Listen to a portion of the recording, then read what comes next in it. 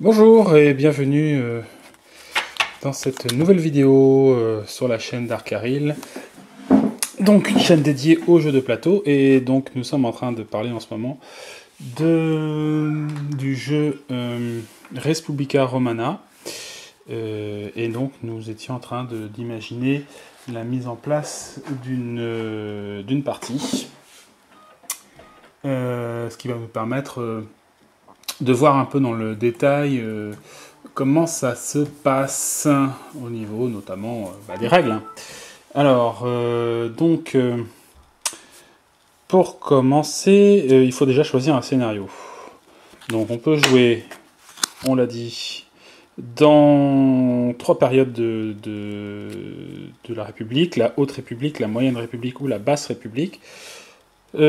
Pour commencer, pour s'initier au jeu, il est bien plus simple de commencer par le scénario de Haute République, parce que, eh bien, il n'y a pas encore de province à gérer, et on est obligé de jouer relativement coopératif pour survivre. Donc ça permet de pas forcément être tout de suite dans un combat politique acharné, même si y a moyen quand même, évidemment. C'est un scénario qui est quand même plaisant, même quand on pratique bien le jeu, malgré tout, parce que voilà, il faut savoir bien gérer les menaces extérieures, donc ça c'est sympa. Mais les autres scénarios sont quand même peut-être un peu plus intéressants quand on a envie de plus se lancer dans de l'intrigue politique et faire plus de coups de vache, quoi. Voilà, donc pour mettre en place le jeu, déjà, eh bien, on doit prendre les 20 familles, de Rome, les 20 premières familles de Rome, puisque c'est avec ces cartes-là que l'on va jouer. Et il faut en distribuer, il faut mélanger évidemment, il faut en distribuer 3 à chaque joueur. Chaque joueur, donc, contrôle un parti dans lequel se trouvent 3 sénateurs pour commencer. Donc, je vais déjà faire une première répartition. On va imaginer qu'on met en place un jeu avec 3 joueurs. Et donc, je vais distribuer les sénateurs. On va après jeter un petit coup d'œil sur... Voilà, j'ai fait une distribution de 3 sénateurs par joueur. Et donc, une fois qu'on a ces sénateurs-là, on peut regarder leurs caractéristiques, savoir... si ce sont des bons sénateurs ou si ce sont des moins bons sénateurs. Alors donc c'est l'occasion de jeter un œil sur une carte de sénateurs. Donc la carte en fait représente une famille, et le premier représentant de la famille, le chef de la famille, que l'on va jouer, et qui est donc sénateur à Rome. Alors on a le nom. Le numéro en dessous, c'est le rang de la famille. Donc, c'est une des familles les plus anciennes de Rome, puisqu'on voit qu'elle a un chiffre 2. Voilà, ça sert notamment pour les tirages au sort lors du début de la partie, enfin de chaque début de tour. Il y a une phase de mortalité où on envoie ad patres un sénateur, puisque voilà, mort naturelle. À l'époque, je pense que ça arrivait pas mal. Donc on peut perdre très bien d'un coup, la pouf, son meilleur sénateur à cause d'un mauvais tirage de pion.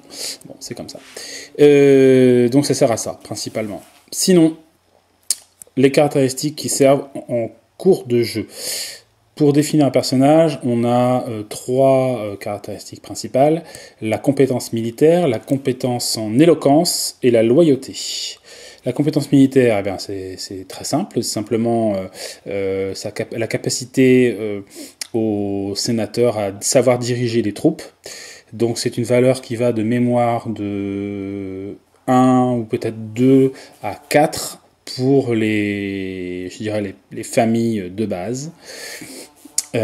Certains chefs d'État particuliers peuvent monter leur valeur militaire à 5. Donc 4, c'est déjà plutôt un bon militaire, ça c'est sûr. Éloquence, eh bien, c'est le nombre de voix que le sénateur détient au Sénat. Voilà, de par son éloquence naturelle. Alors c'est pareil, ça va de 1 à 4 peut-être, 5 pour certains. C'est Bon, donc 2, c'est plutôt pas top. Donc on peut imaginer qu'il a pas beaucoup, il sait pas beaucoup parler ou pas bien parler. Et après sa loyauté, donc eh bien c'est la loyauté par rapport à son propre parti. Enfin voilà, sa loyauté par rapport au parti notamment. Donc ça c'est plutôt 9, c'est plutôt pas mal. Donc Fabius serait quelqu'un de loyal. Aucun rapport avec l'homme politique français que nous connaissons. Hein, peut-être que d'ailleurs il est d'origine romaine. Est-ce qu'il ressemblerait à Laurent Fabius? Bon, je vous laisse juger de ça. Voilà, petite parenthèse refermée. Donc, les caractéristiques qui servent en cours de jeu.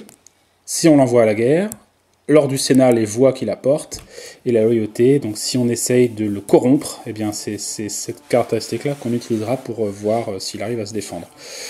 Ici, sur cette icône-là, on place, enfin bon, on place où on veut, mais ça peut être l'endroit pour placer les trésors personnels du sénateur. Et derrière, en dessous, je veux dire, là ce sont des petites cases dans lesquelles on va pouvoir mettre des pions. Qui donc sont ces pions-là, des pions, voilà, des marqueurs numériques qui permettent de savoir où en est la popularité de ce sénateur, où il en est de son influence, et le nombre de chevaliers qu'il a dans son rayon d'influence. Popularité, eh bien voilà, c'est simplement qu'est-ce que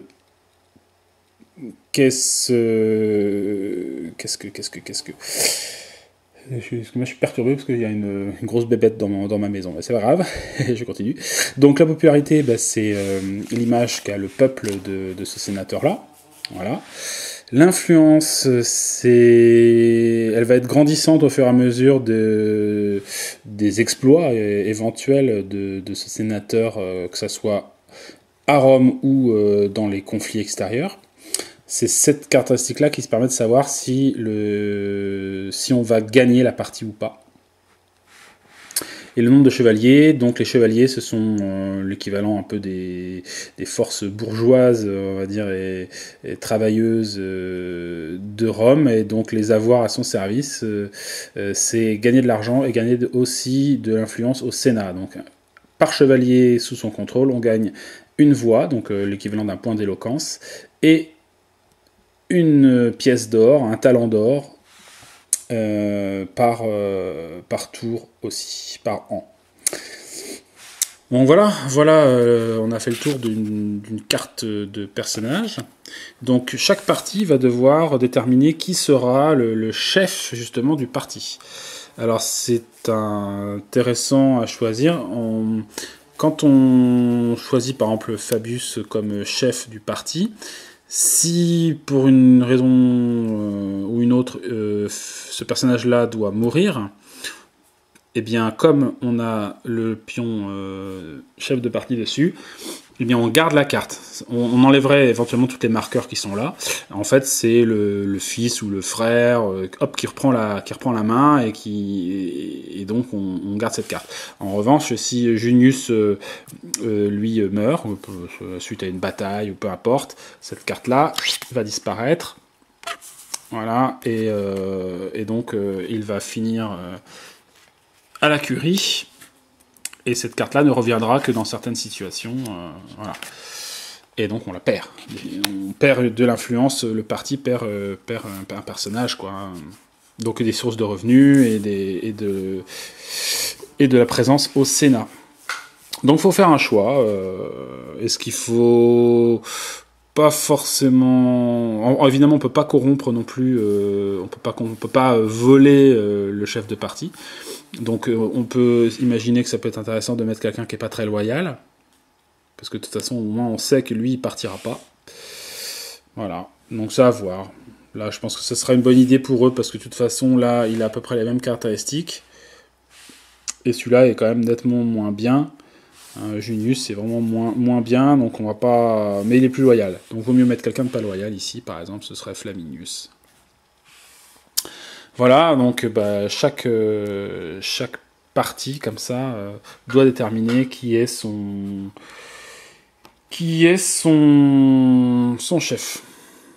Hop. Là, je choisis quelqu'un qui a beaucoup d'éloquence. Et là, je vais choisir Cornelius, qui est aussi un personnage, enfin, plutôt une famille assez puissante. Voilà. Donc, une fois qu'on a fait ça, on va continuer la mise en place du scénario Haute République. Du scénario de Haute République. Rome est protégée par 4 légions. Les 4 premières légions.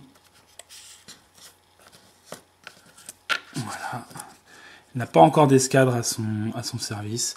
Et donc là, ce sont les réserves possibles, enfin les réserves quoi, de troupes, que ce soit les escadres ou les légions.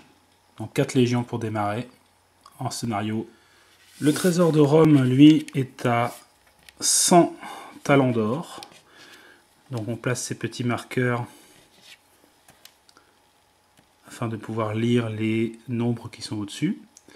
Voilà, donc le Rome commence avec 100 talents d'or. Le marqueur d'agitation sociale sur 0. Voilà, pour l'instant, le peuple est plutôt bien... est plutôt, comment dire, en bonne disposition, on va dire, par rapport au Sénat. Comme on est en scénario Haute République, on place aussi la première guerre punique au forum. Le forum, je rappelle, c'est cette partie-là centrale du plateau de jeu, dans la partie guerre inactive, c'est-à-dire que c'est une guerre en gestation, elle se prépare, pour l'instant elle n'est pas en phase active, donc elle ne coûte rien à Rome, elle est juste là, elle attend le déclencheur.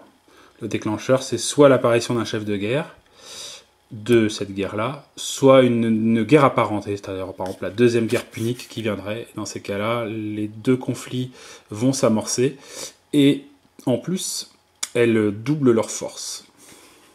Donc il vaut mieux éviter le plus possible, comme la peste, d'avoir 2 guerres puniques, parce que là, on ne s'en sort plus, enfin quasi plus.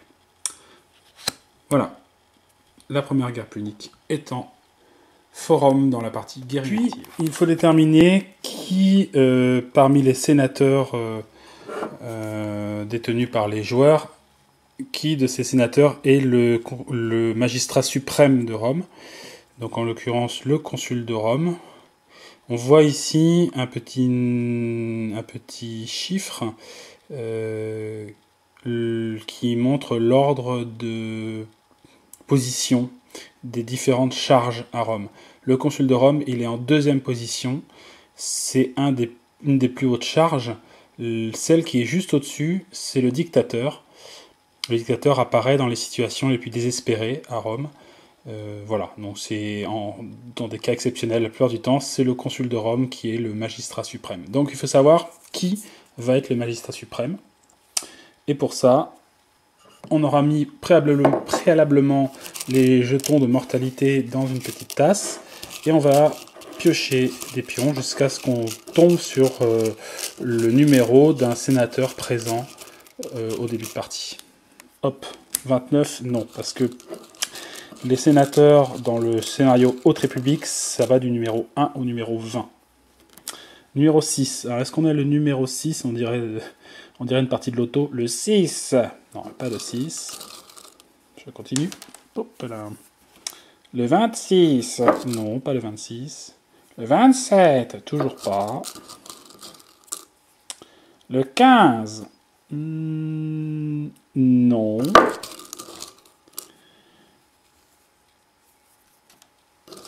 Ça, c'est un multiplicateur. Le 9.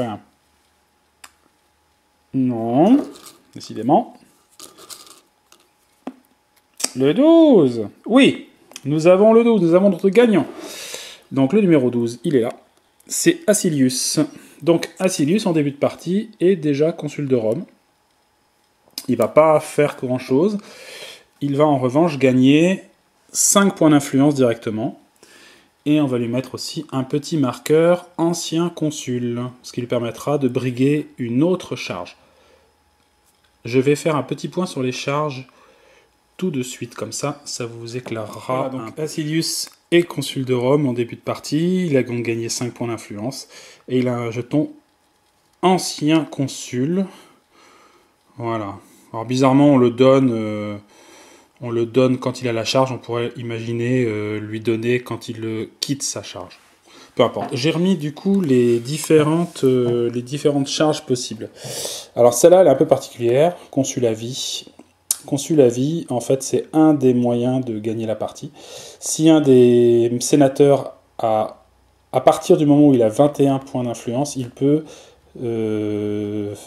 faire voter au Sénat la possibilité d'être consul à vie.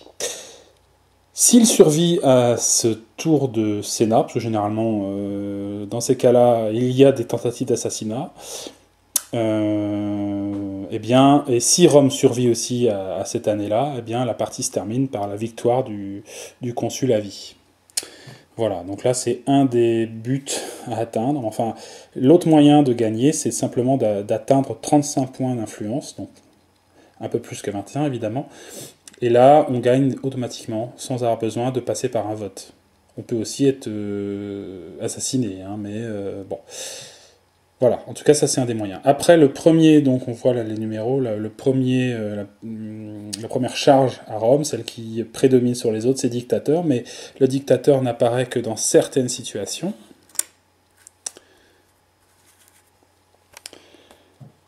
Peut être renommé réélu, nécessite 3 guerres actives. Il faut au moins 3 guerres actives, ou alors une guerre qui a plus de 20 de force. Ce qui est possible si on a plusieurs guerres puniques à la fois. Tant qu'on n'a pas ces conditions-là, on ne peut pas faire venir de dictateur. Le consul de Rome, donc c'est celui qui va régir les affaires romaines, donc les affaires à Rome, et juste en dessous le consul militaire. Alors ça c'est une petite entorse historique. Dans l'histoire, il y avait toujours 2 consuls pour gérer Rome, pour éviter que quelqu'un prenne le pouvoir sur... voilà, c'est toujours à se disputer le pouvoir à 2, ou se le partager plutôt, mais il n'y avait pas de différenciation particulière sur qui va à la guerre ou qui n'allait pas à la guerre. Là dans le jeu, on a simplifié les choses, il y a celui qui va plutôt s'occuper des affaires intérieures, et celui qui va partir sur les champs de bataille. Voilà.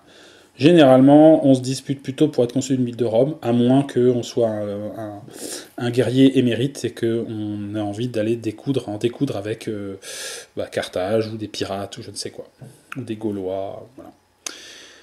Donc ces 2 charges-là sont les charges qu'on va tous les ans redistribuer. Tous les ans, il y a 2 nouveaux consuls qui vont donc diriger les affaires romaines. Après, on a une autre charge qui est le censeur. Il est en 4e position, c'est-à-dire que si par exemple tous ces gens-là meurent, ce sera lui qui devrait diriger les débats à Rome. Le censeur, lui, c'est le juge. C'est celui qui est chargé des affaires de procès. Et tous les ans au Sénat, il y a une phase de procès. On laisse la main au censeur. Le censeur décide ou pas de faire des procès. Des procès majeurs, contre les anciens détenteurs de charges, contre les anciens consuls par exemple, pour les faire condamner à mort, ou des procès mineurs, toujours contre les anciens possesseurs de charges, ou des gouverneurs dans les provinces, ou contre des possesseurs de concessions, donc des personnes qui vont gérer les blés, ou qui se seraient corrompues en récupérant de l'argent sur des concessions. Voilà, il peut ordonner 2 procès par an. Donc rôle très important et décisif aussi dans le rééquilibrage des forces au Sénat. Voilà. Le censeur ne peut être qu'un ancien consul. C'est pour ça qu'on a ces petits jetons. Donc le prochain censeur, on sait que ce sera automatiquement Assidius parce que c'est le seul à être ancien consul. Voilà. Nous avons aussi le maître de cavalerie. Alors, le maître de cavalerie, c'est une charge un petit peu particulière qui va de pair automatiquement avec le dictateur.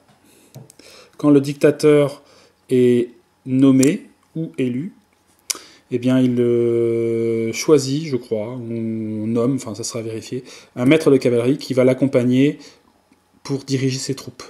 Ce qui fait que l'armée du dictateur et du maître de cavalerie sera renforcée, puisqu'on comptera la valeur militaire du dictateur et la valeur militaire du maître de cavalerie à ajouter aux légions. Donc ça fait généralement une armée bien boostée. Voilà, il a, à part ça, aucun rôle politique. Sauf si, évidemment, tous ces messieurs meurent et que lui se retrouve à la tête de Rome. Ça peut arriver, hein, avec des grosses catastrophes. Et du coup, c'est lui qui va ouvrir les séances et qui va proposer des nouveaux consuls. Enfin, voilà. Mais en attendant, il est que en 5e position.